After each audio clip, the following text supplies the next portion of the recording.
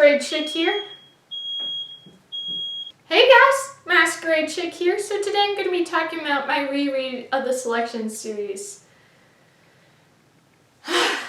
I have some thoughts on that series, so let's just jump right into the video.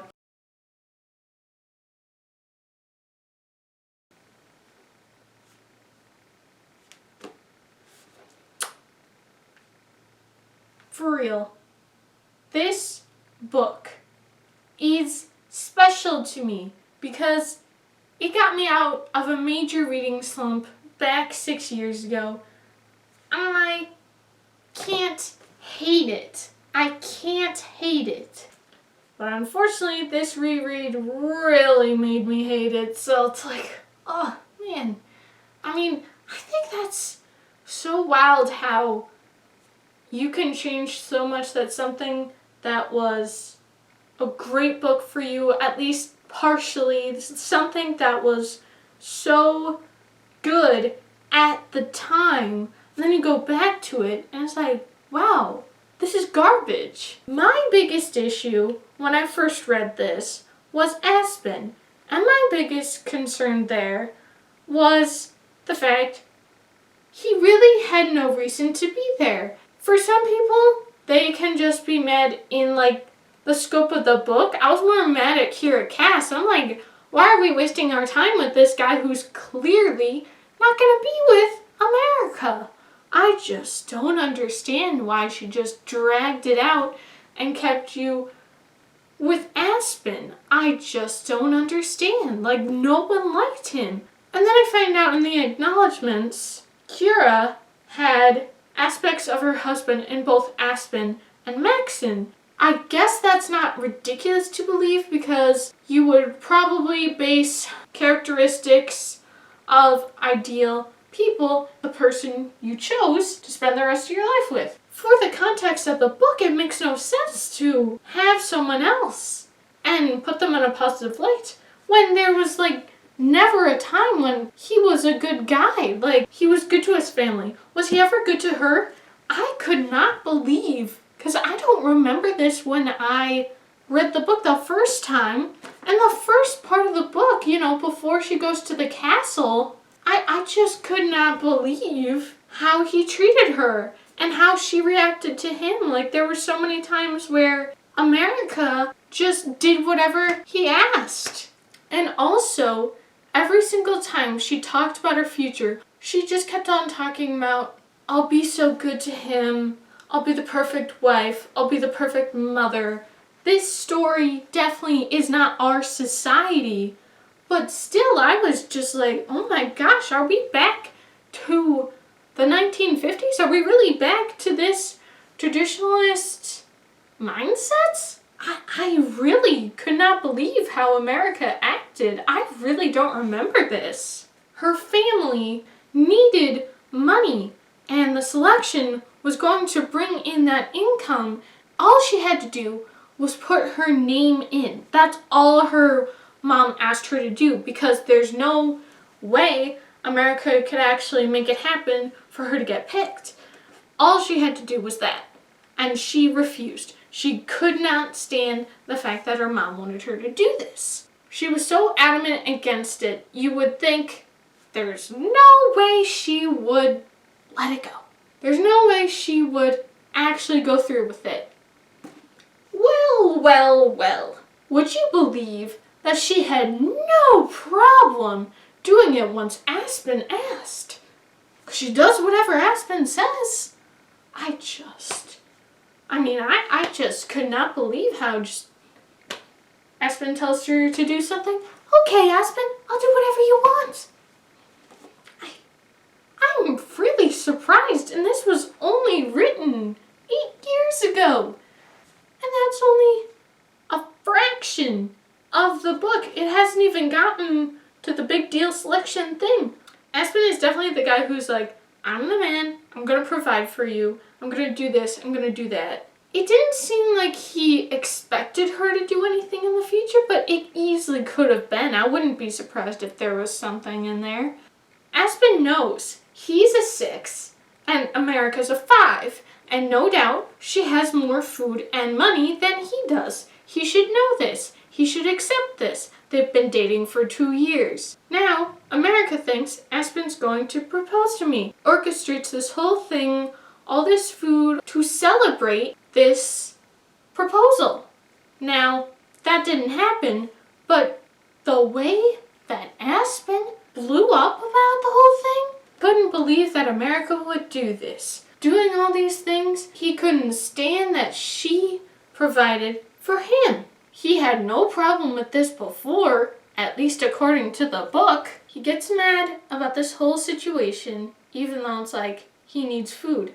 And you know what? He ends up eating that food as he explodes on her. What? And then, at the end of the day, what does he do? He straight up breaks up with her. Goodbye, this is over.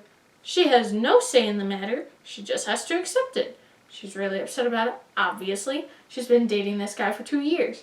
A couple weeks go by, she's picked for this election. Whoa! When she's about to go to the castle, meet Prince Maxon, all that jazz.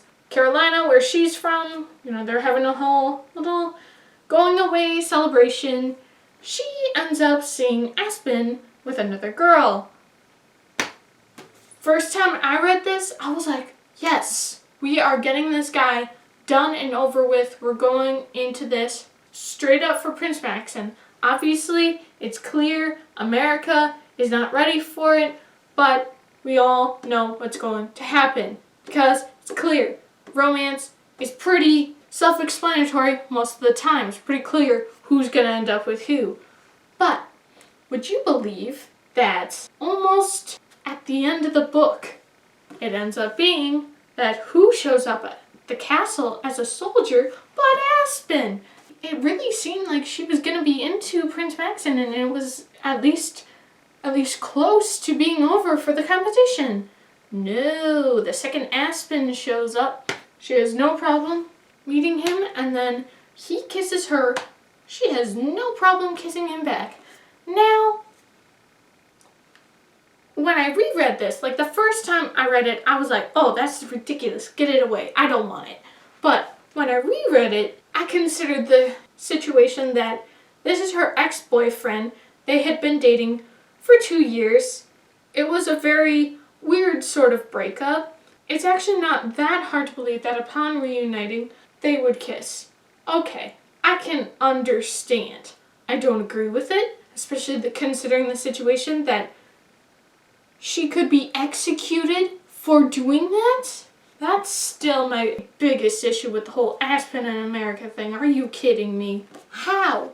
How could Aspen think, I want what's best for you. I want you to be happy, so sign up for the selection. At least then you'll have a chance at getting money, all sorts of opportunity. But now that's just out the window. Forget about that. I'm doing this. The first time I read this, and the reread, that's definitely an issue that is so frustrating that America keeps on talking about the fact that Aspen's such a good guy. Aspen is controlling. He basically only wants a traditional relationship. He has no problem vying for America's affections when that is going to end up getting her and himself killed. And he says that he loves her. I'm sorry. How is risking your girl's life love? That makes no sense. That'll be my rant for now. Yeah, that was only my thoughts on Aspen in America. Now, I remember Prince Maxon being the best. Like the sweetest guy, such a soft boy, so good. I remember swooning for him. He was so sweet. I couldn't believe how America treated him. And I'm going back here and I'm a little like, is this the same guy I read about? I don't know. I mean, definitely in comparison, Maxon is superior, but it didn't seem like he was as sweet as I recall. Now, of course, it's more about introducing and setting things up and all that, but he really was not that sweet, soft boy I remember. Still, I would say he's probably the best character in the series, no doubt. What is interesting is I had been watching Christine Ricciot's reviews on the selection after I read the whole series, and she had said how much she hated America, was frustrated with the selection series, and for me, I was like, oh, no, you say it ain't so. I couldn't. I was like, did we read the same book? Like, I really didn't have any issue besides the whole Aspen thing. That's what I really didn't like, but I was okay with like everything else. Like, I really liked this series. Like, I really didn't have any issue. And then here I am, almost feeling exactly the same as Christine felt, because this actually sucks. All these people that have said, yeah, the selection's trash, I'm like, I see it now. Once the Netflix show got announced, I was so excited. I was like, oh yes, we're getting the selection. It's gonna be awesome. I'm so happy. I remember how much I liked the books. And now I'm like, huh, maybe Netflix will improve upon it, because, in my opinion, to all the boys that loved before, the books were terrible. The movies are, like, not great, but definitely Netflix improved upon the material, you know? The selection, I gave it 2 stars. I think I probably would have given it 1 star if it hadn't been for the fact of how special this book is. I can't possibly give it 1 star when it's done something so good in the past for me. So it is a shame that it ended up being this way, but you know, the selection, it's something. So obviously this is the second book in the selection series, and obviously we just keep going with the whole selection situation. Now they're down to the elites. I was really surprised the fact that Marley had her whole situation happen so early in the book. I was like, whoa, that already happened? But I guess that makes sense, because America really had to accept it and then start to be like, wait a second, Maxon is not even close to this guy I'm making him out to be. I really didn't remember the fact that basically she was going to say yes. You can propose to me, I'm going to say yes, we're going to get married, all's good, we're done with the selection. Oh, would you be surprised that it keeps on going? Because Kira Cass can't just let this end. This series really was kind of like, oh, we're doing 3 of these. This has no right to be as long as it is, especially given the content in there, because there's so much trash, like so much filler that doesn't need to be there, that has, oh man, it's just so not good. There were definitely a couple parts in the Elite that I actually was like, getting all happy about, swooning and all that stuff. Like, so many things Maxon did for America that was so sweet. And I definitely had my fair share of annoyed moments. I was just like, what is wrong with this book, kind of thing. Selection, really not good. The Elite, a little bit better, but not by much. I'm really sad about rereading this series. It's just not as I remember. I just watched Peyton read. She was talking about her reread and how she still gave it 5 stars, but she acknowledged it's more, she loves the angst and stuff like that. And I'm just like, I don't want the angst. I want things to be done, taken care of. We don't need this anymore. I'm done with this Aspen crap. Like, ugh, get rid of him now. There were some interesting things where it was kind of getting into the talking about the rebels and stuff. Like, as everyone has said, world building is not the strong suit in these books, and obviously it's not too hard to believe the main focus is, of course, the romance. But I could not believe how little romance there was in this book, considering the fact that's its main selling point. Maxon in America. Occasionally they would have some scenes together. And most of the time they'd just be yelling. I'm just like, huh? What? What's going on? Wow. The Elite. 2 stars. The good thing is, this wasn't as bad as the others. The unfortunate thing is, the first time I read it, it was so much better. I still gave this book 3 stars like I did before for my first time reading. I would definitely say of the covers, this is definitely the prettiest. I definitely like this a lot. It's really cool. I do find it interesting that in the Elite, at the end, how Maxon was like, you've hurt me, you've done all these things, you don't seem to care about me at all. And so he doesn't trust her anymore. And America has to win him back. I thought that was a good choice. Because it can't just be, oh, I love you, America. Yeah, I don't really like you. And then all of a sudden, I like you. Like, there needs to be some development on her side to show that she cares, you know. Because obviously it can't just be like, well, I guess we're marrying each other and I have no idea if you even care about me.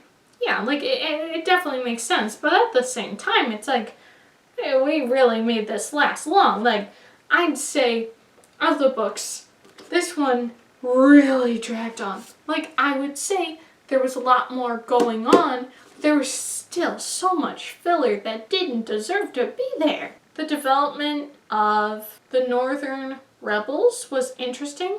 I'm not totally behind it, but I liked it more this time around than the first time. Like, I was really only there for the romance. I thought it was interesting. It's certainly no Hunger Games, but it definitely had some merit, especially considering Rebel situation wasn't really set up or progressing in any capacity all that much in the first 2. So I thought that was pretty fair that things were happening. Just some of the things Maxon did in this book, though. He has shown time and again that he loves America. He's told her himself. I just don't understand how he just made out with Celeste, did all these things, kissed Chris. If America doesn't pick him, he has to pick someone else. I'm just a little unsure how that works, though, that you can just be with all these women at the same time as the one you're supposed to love and just be like, yeah, I don't feel anything with those girls, though. I'm like, no.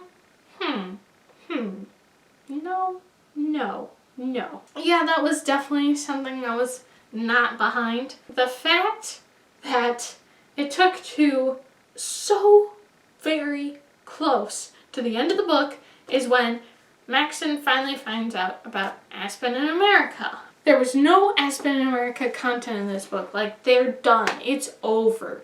I was like, yes, this is really good. When I first read this, from what I recall, I really remember being so many times they were together. Mentally, I'd say America always had Aspen with her, but there actually were not that many situations where Aspen and America were together, which I was definitely pleased to see that, but just the fact that it dragged out as long as it did, and then the way Maxon chose things, I don't know. When I watched Christine's review, she was like, it was over dramatic, so stupid. I think he has merit for doing what he did. The girl that you love, but she has not really shown any care for you, except for a couple times, and only sometimes. Like, she'll be like, yes, I love you.